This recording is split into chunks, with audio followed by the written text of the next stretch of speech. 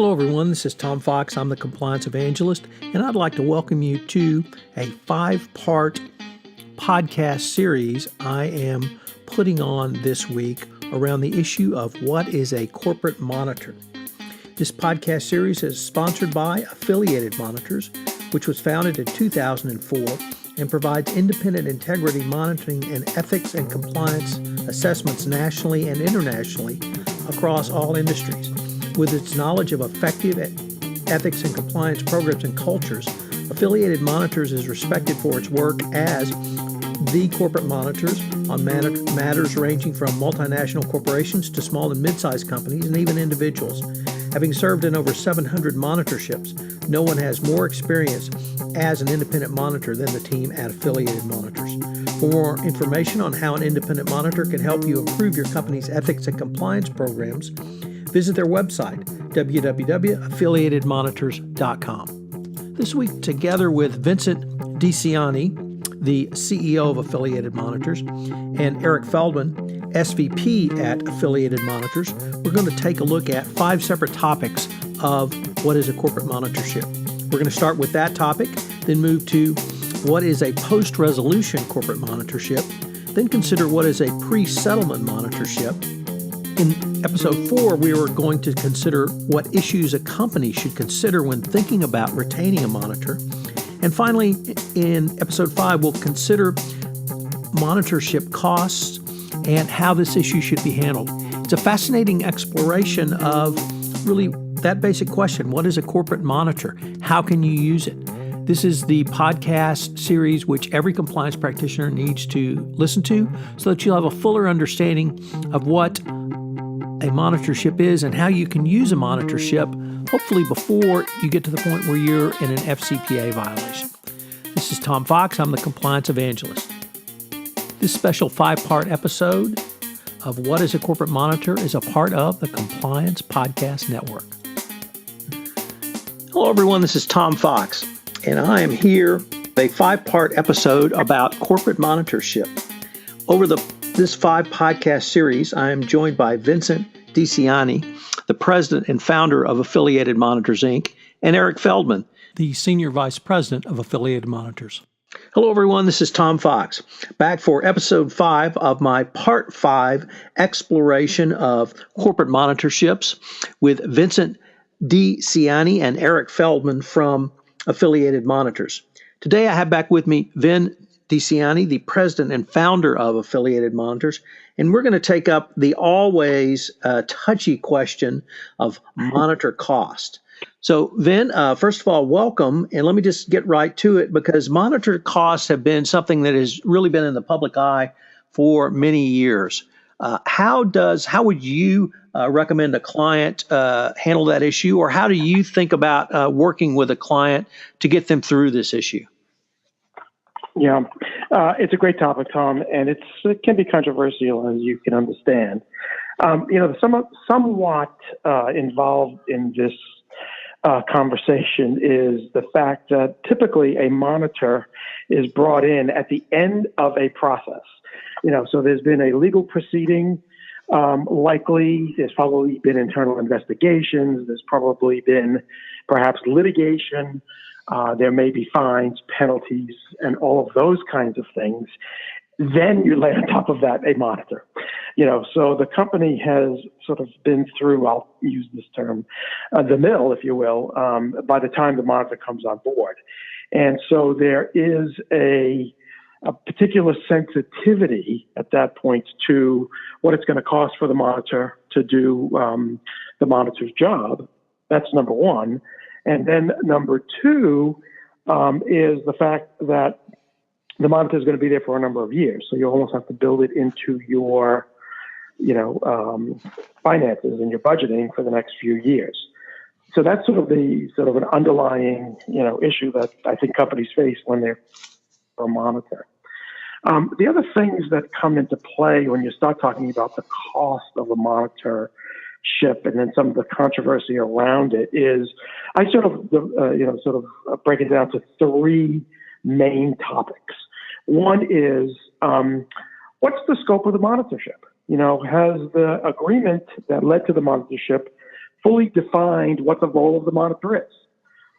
Sometimes they are very narrow, and so they're defined in a way that the monitor is only doing, this amount of, document reviews. Typically, an OIG, HHS monitorship of a healthcare provider, it's a finite number of billing records and files that you're looking at. You can sort of scope that out in terms of what the price is going to be. In other instances, it's sort of wide open. You have to look at everything, and so that's going to have a dramatic impact on the cost. So scope is one factor. Second factor is frequency. How often does the monitor have to go in? We have lots of experience as monitors, and we have some monitorships where, believe it or not, we're monitoring some on a daily basis. That's, and then sometimes it's quarterly, sometimes it's monthly, sometimes it's, periodic. So the frequency of the monitoring is going to have a significant factor, or play a significant role in the cost of the monitorship. And then the third is the duration of the monitorship. Is it a 6-month monitorship or is it a 10-year monitorship? And again, we have all varieties of, duration. But those three are sort of going to be the key factors in determining, some of the issues. That's number one. The second thing that I think comes into play, and perhaps this is where it becomes more controversial, is that, oftentimes monitors are selected, for a variety of reasons. We happen to be in a company that this is all we do, so we sort of know how to monitor. We're efficient.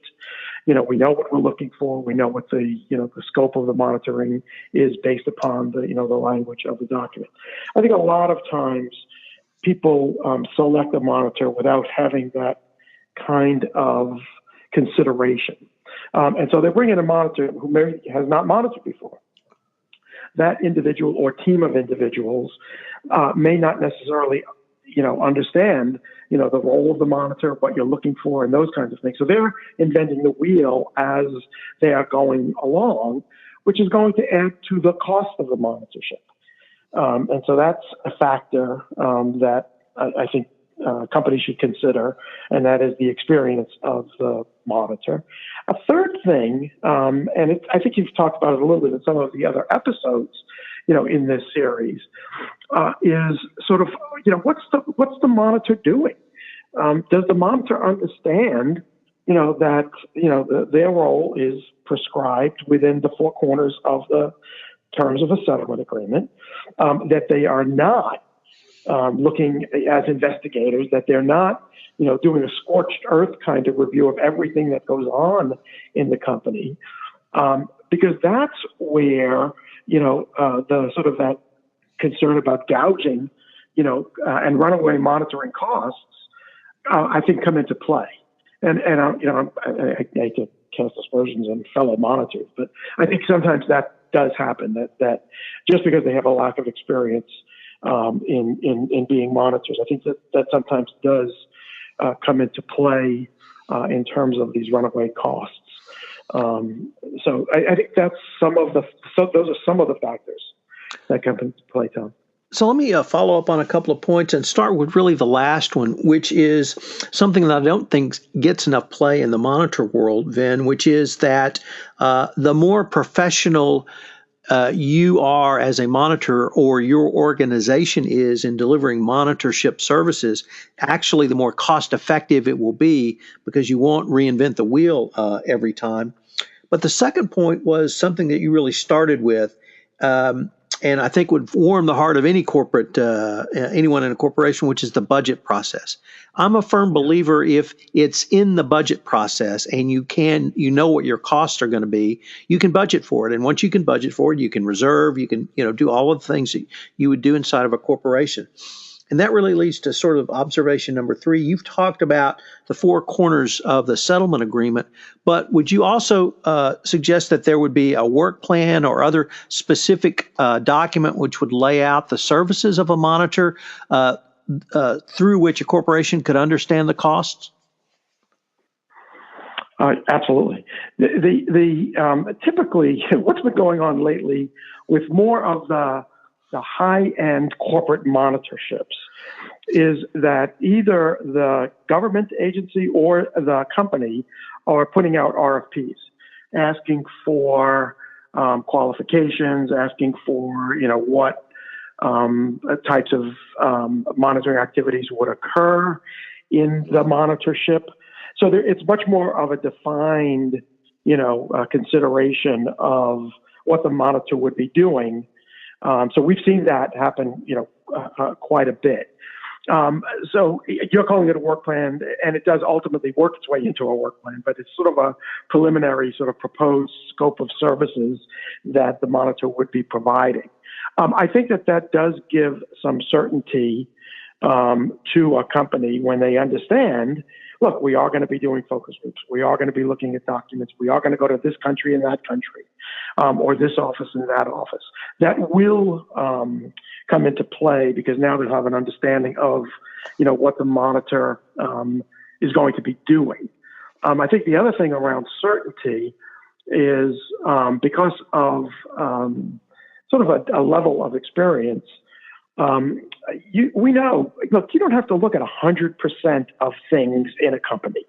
Again, we do a lot of work in the healthcare space. I don't have to go look at every record of a doctor to get an understanding of whether or not he knows how to keep a record. He knows how to, bill for a level of services that have been described within the medical records. You don't have to do that. You can randomly sample with the selection being done by the monitor, a lot of the work that has to be done. So you don't have to talk to everybody in an office. You don't have, you can select certain people. You put some in a focus group. You do some, in a round of interviews and those kinds of things. Again, that there's an efficiency there. I think that comes into play in terms of, the cost. The other thing that we're seeing, and I know you've had conversations about this, and that is, can the monitor flat fee their services so that there is a full understanding of what that looks like? And it's a difficult topic. I'm happy to take it on because we're confronted with it regularly. But can the monitor flat fee their services on a project? It's very difficult to do. Particularly where the scope of the monitorship or the details of the monitorship, the requirements are not fully defined, in the term agreement. Where there's more certainty, then it's easier to flat fee a monitorship, but it's tough. We try to do it, as much as we possibly can, or at a minimum. But give the client a proposed budget of this is what it's going to look like, it's for us to do this work. This is what you're going to be getting, and that's that menu of services that you talked about. So we try to tell them that, and then this is a budget. And then if we're going to go over, we're going to tell you we're going to go over. So I think that's where some of the controversy comes in, as I said, in terms of just inefficiencies, sort of a lack of understanding of all the things that the monitor has to put into that. And again, I use your term work plan. And then the execution, the execution of the actual project. You can't go into a company and spend a month there when you're doing, 10 interviews. There's just inefficiencies in that. So those are some of the factors I think that come into play. Well, Vin, unfortunately, we're near the end of our time, and I've been visiting with Vincent DiCiani. He is the president and founder of Affiliated Monitors. And today we took up the, I think, always important and even controversial topic of monitor costs and how this issue should be handled. So, Vin, I wanted to thank you, and this has been a great series, and I look forward to continuing the conversation. Great to speak with you, Tom. This is Tom Fox again. I hope you have enjoyed this exploration of what is a corporate monitor. I hope you join us again for another episode.